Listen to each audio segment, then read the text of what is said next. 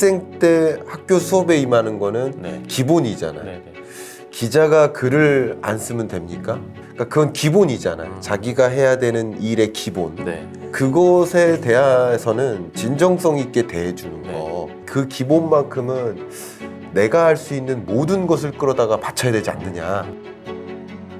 고난이나 역경 같은 것들이 좀 있으셨다면 어떻게 극복하셨는지 그런 것도 궁금하더라고요. 예. 사람도 힘든 일이 있을 수 있잖아요. 네. 막다른 길에 네. 놓였던 적이 있는데 네.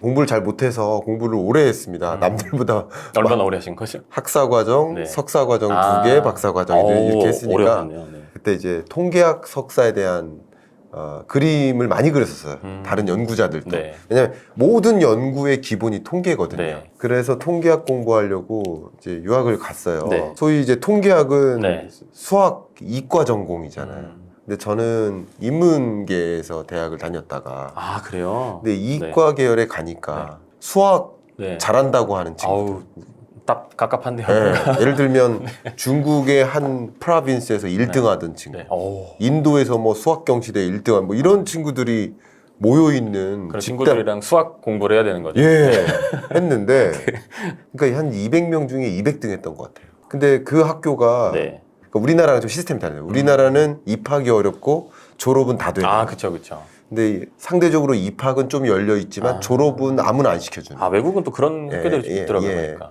네. 갔는데 200명 중에 200등 하니까 당연히 졸업이 안 될 것 같다는 그 네. 압박감으로 그쵸. 그 네. 통계학 시험이 어떤 거냐면 이거 이만한 큰 시험지에다가 문제 하나가 딱 주어지면 네. 그 답안이 한 8장, 9장 되는데 그 중에 언어가 하나도 없어요. 아, 그래요? 다 수학 기호로 수학이에요? 아. 해서 8장 끝나는 그런 시험이에요. 그러니까 저한테 얼마나 어렵겠어요. 아유, 네. 생각만 해도 뭔가 공황장애 올 것 같은데. 네, 하여튼 그런 수업을 받고 그런 시험을 받으면서 네. 하다가 네. 마지막 학기가 되면서 어떻게 했냐면 조금씩 올라왔는데 그래도 100등이 안 되는 약간 이런 느낌. 네, 네. 예, 200명 중에. 네. 그래도 많이 올라온 거예요. 그러니까 정말 씹어먹듯이 공부해가지고 했는데 마지막 그 학점 기준으로 400점이 나와야 되는데 쉽게 말하면 396점이 된 거예요. 아, 4점이 모자랐네요. 이성적으로는 제가 졸업을 못하게 되는 결국 그냥 졸업장 없이 네. 석사학위 없이 한국에 돌아가야 되는 아, 그런 상황에 네. 놓였고 또 그것 때문에 이제 박사과정 입학 과정에서 뭐 컨디셔널한 어드미션을 받은 상황인데 이게 안 되면 이것도 안 되는 그러니까 그렇네요. 여러 가지가 좀 그런 네. 거예요. 그때 어떻게 했냐면 네. 마지막 수업 들었었던 교수님 4분을 다 찾아갔어요. 네. 거의 무릎 꿇다시피 하면서 네. 어떠한 뭐를 시켜주셔도 좋으니 4점만 주세요. 했는데 no 그런 거 없다. 너만을 위한 혜택을 줄 수 없다. 그리고 어차피 반 정도 졸업 못하는 학교인데 네. 아, 그쵸, 그쵸. 너만을 위해서 이렇게 해줄 수가 원래 없다. 매년 100명씩은 나가 떨어졌으니까. 그렇죠. 네. 그 특혜를 줄 수 없다는 그렇겠네요. 거예요. 마지막으로 만난 그 교수님이 인도 출신 교수님인데 아마 이거 못 해낼 만한 숙제인데 이거 할 수 있냐? 나 이거 주겠다. 이거 숙제 해내면 4점 주겠다. 오. 해서 무조건 하겠다고 네. 했는데 딱 받았는데 네. 도저히 이 남은 한 일주일 동안 해결해낼 수 없는 과제인데 제가 그냥 하겠다고 네. 하고서 했고 아마 그 숙제를 해서 제출을 했는데 결과적으로는 정말 100점 만점에 10점도 안 될 만큼의 그 과제 네. 이행이었는데 4점을 주셨어요. 아. 정말 말 그대로 정말 그 턱걸이로 네. 아, 그렇네. 학위를 받게 된 네. 일이 있었어요. 와. 그게 제 인생의 가장 큰. 그게 어떻게 그 정도까지 절실함이 어떻게 나올 수 있었던 것 같으세요? 제 한 가지 철학이나 제 한 가지 가치관 네. 중에 하나가요. 학교 다닐 때도 심지어 죽어도 네. 수업 받다가 죽어야 된다. 아. 라는 생각을 갖고 네. 있었어요. 네. 아. 죽어도 학생은 네. 수업 받다가 네. 거기서 죽어도 된다. 아. 라는 생각으로 그 수업에 임했었어요. 그런데 실제 제가 네. 대학원 때 정말 죽도록 아픈 적이 있었어요. 수업 받는데. 받다가요? 예. 네. 그 외국 가셨을 때? 외국이 아니었었고 그건 이제 한국에서. 네네. 그랬는데 결과적으로는 그게 결석이었어요. 여러분 아시죠? 결석. 요로결석? 요로결석. 아, 그거 엄청 아픈데. 네. 그게 그 사람이 경험할 수 있는 최고의 그 네. 고통이라고 그거 하더라고요. 엄청 아프다고 하더라고요. 근데 저는 그 고통 속에 딱 가면서 을 받았던 적이 있는데, 네. 그러니까 그런 마음으로 그 약속이나 그 수업을 대해요. 그냥 그런 마음으로 살아갑니다. 그럼 그때 경험이 그 이후로도 뭔가 또 힘든 상황 속에서 좀 도움이 많이 되셨나요? 그런 마인드나 네. 간절함이? 네. 저는 그거는 네. 자부하고요. 제가 말씀드리는 것은 학생 때 학교 수업에 임하는 거는 네. 기본이잖아요. 네, 네. 기자가 글을 안 쓰면 됩니까? 유튜브가 영상을 안 찍으면 됩니까? 아우 안 되죠, 안 되죠. 네.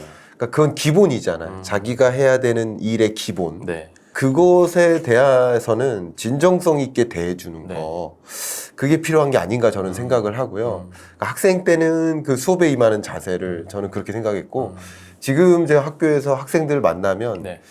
제가 솔직히 너무 죄송합니다만 네. 그 기준에는 너무 못 미치죠. 아, 예. 뭐 어디가 아파서 오늘 결석이고, 네. 저는 그렇게 살아가면 안 된다고 생각을 해요. 왜냐하면 그게 본업이니까. 네. 그러니까 그런 것처럼 제가 지금 경제 연구자로서, 뭐 학교에서 학생을 가르치는 교수로서, 뭐 책을 쓰는 작가로서 뭐 이렇게 살아가고 있지만, 그 일 하나하나가 저의 가장 중요한 업이니까 그게 무너지면 나머지가 다 무너진다고 생각을 해요. 제 개인적으로 그런 네. 생각입니다. 네. 그래서 기본이니까 그 기본만큼은 내가 할 수 있는 모든 것을 끌어다가 바쳐야 되지 않느냐라는 그런 종류의 생각을 갖고 있습니다. 네. 그게 네. 그 학생 시절 때 제일 좀 했었던 그 경험이 저를 준 게 아닌가 생각합니다. 사람들이 뭔가를 내가 이제 목표를 갖고 좀 노력을 할 때 초기에는 이제 그런 마음이 들다가도 좀 하다 보면은 좀 이렇게 해이해질 수도 있고 너무 힘들 때 조금 이렇게 또 확 화이팅 넘치게 예. 생각을 좀 바꿀 수 있는 뭐 팁 같은 게 혹시 좀 제가 얼마 전에 여의도에서 우리 동창생들이 연락을 줬어요. 술 네, 먹다가. 근데 저는 사실 기억을 다 못하는 친구들인데 네. 금융권에서 일을 네. 하니까 이제 저를 아실 수 있겠죠. 분기마다 모여서 술자리를 갔는데 전화를 주셨어요. 친구야 하면서. 근데 학부 때 저를 기억했던 게 뭐냐면 그 학교에서 제가 1등으로 출근하는 사람이었어요. 아. 제가 출근이라는 표현을 써볼게요. 네, 네. 그거는 양보하지 않았습니다. 심지어 청소하시는 그 선생님들 네, 계시잖아요. 청소해 주시는 그 선생님들보다 일찍 왔어요. 내가 1등으로 오자. 네. 그 생각은 그 절대 배반하지 않습니다. 그 성적으로서 배반하지 않습니다. 네, 네. 1등으로 오는 사람은 1등으로 졸업할 거다라는 생각을 하고 있었어요. 대학원 시절부터는 조금 더 혼자만의 공부가 아니라 네. 같이 하는 공부예요. 네. 지도 교수님이 계시고 네. 연구실이 있기 때문에 그래서 저 임의대로 이렇게 있을 수가 없는 게 밤늦게까지 연구하고 밤늦게까지 뭐 보고서 쓰고 하면 남아 있어야 되잖아요. 아. 그때 이 또 목표가 바뀌었거든요. 제일 늦게 퇴근하는 사람이 되자. 근데 그렇게 했었던 게 네. 지금 일상을 살아가면서 도저히 감당하지 못하는 일들이 있어요. 네, 그렇죠. 예를 들면 제가 신문 칼럼이 한 달에 5개 정도 나가요. 아, 정말요? 그러면 칼럼만 네. 일주일에 하나를 쓰는 거예요. 네, 아, 그렇네요. 그럼 이 정도 비중이면 네. 기자의 일인 거예요. 아, 그렇구나. 그런데도 항상 이제 아까 그 질문에 대해 답변 드리면 그때 그렇게 살았는데 내가 학부 때 그랬는데 아니면 석사과정 때 그랬는데 아니면 그 졸업을 위해서 정말 무릎 꿇듯이 그렇게까지 했는데 그때 내가 견뎠던 그런 여러 파도들을 견뎌냈던 것들을 생각해 보면 지금 만나는 그런 것들은 정말 아무것도 아닙니다. 그래서 네.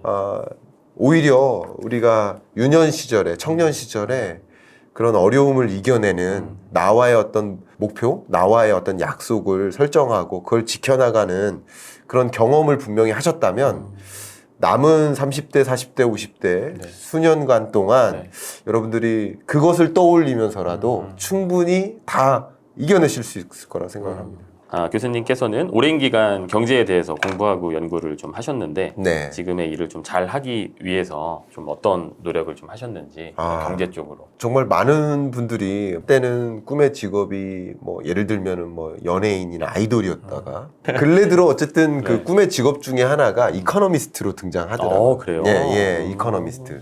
근데 저는 가장 집중적으로 경제 연구 분야에서 성장했었던 거 그 기간이 현대경제연구원에 있었던 시절인데 그때 한 가지 제가 결과적으로 배운 건 그리고 제가 후배들을 만났을 때 연구자로서 조언 드리는 게 뭐냐면 자기가 익숙한 그것만 머물려 하지 마라. 왜 이 말씀을 드리냐면 네. 경제연구원에 딱 입사를 하면 처음부터 부여받는 주제가 있어요. 그럼 저는 투자와 고용이었던 것 같아요.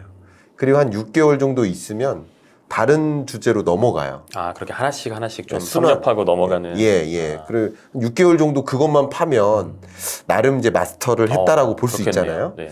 그러면 좀 그것과 인접한 가계부채와 부동산을 담당해요. 그렇게 하다 보면 이 부분이 톱니바퀴처럼 맞춰집니다. 이게 다 고리에 고리를 연결할 수 있어요. 근데 예를 들어서 나는 환율 전공이다. 그리고 환율과 수출입만 하겠다 하고 다른 주제로 안 넘어가면 거기에 맴돌아요. 그래서 전문성을 갖추려면 그 분야를 파되 그 인근 분야까지 섭렵을 해야 된다고 생각을 합니다. 나머지를 알므로써 이것과의 관계를 이해하기 때문에 아, 맞습니다. 그렇기 때문에 또 매니지리얼 그룹이 될 수 있어요. 그러니까 이제 매니지리얼이라는 것은 그거 하나만 알아서는 안 되는 거죠. 그러니까 여러분들이 직장에 들어가서도 마찬가지예요. 특히 MZ 세대들이 제가 비판하는 건 아니지만 성향이 그렇습니다. 내가 하고 싶은 것만 하고 아, 그렇죠. 나한테 주어진 그것만 하려고 그래요. 내일 아니면은 예. 내일 아닌데요. 약간 이렇게 네. 하는 경우도 좀. 근데 그 다음 과정까지 갈 것은 네. 생각해 본다면 그런- 내가 정말 이게 맞는가를 생각해 보시고 그리고 여러분들의 인사권자는 어떤 모습을 볼까라는 걸 생각해 본다면 좀 변화를 두려워하지 마라. 항상 제가 드리는 말씀이 내가 익숙한 것만 하지 말고 내가 잘하는 것도 하지만 나머지 고리도 내가 한번 경험해 보겠다. 한번 도전해 보겠다. 라는 마음으로 임해 보신다면 전체를 이해하고 전체를 이해하는 사람이 올라갈 자격이 있는 거 아닙니까? 그렇죠. 그리고 그런 사람이 나머지 전체를 매니징할 수 있지 않겠습니까? 네, 맞습니다. 그 일맥상통한 개념이라고 생각합니다. 저의 영역뿐만 아니고 네. 주무기가 없으면요 네. 자기 가치를 올리기 어렵다고 생각합니다. 아, 네, 맞습니다. 주무기는 분명히 있어야 됩니다. 그러니까 이게 뭐냐면 이제 NFT라는 표현이 네. 아시다시피 네. 대체 불가능한 거잖아요. 그러니까 대체 불가능할 만큼의 자기 주무기는 있어야 된다고 생각합니다. 그거만큼은 그 사람, 네. 그 조직 내에서든 네.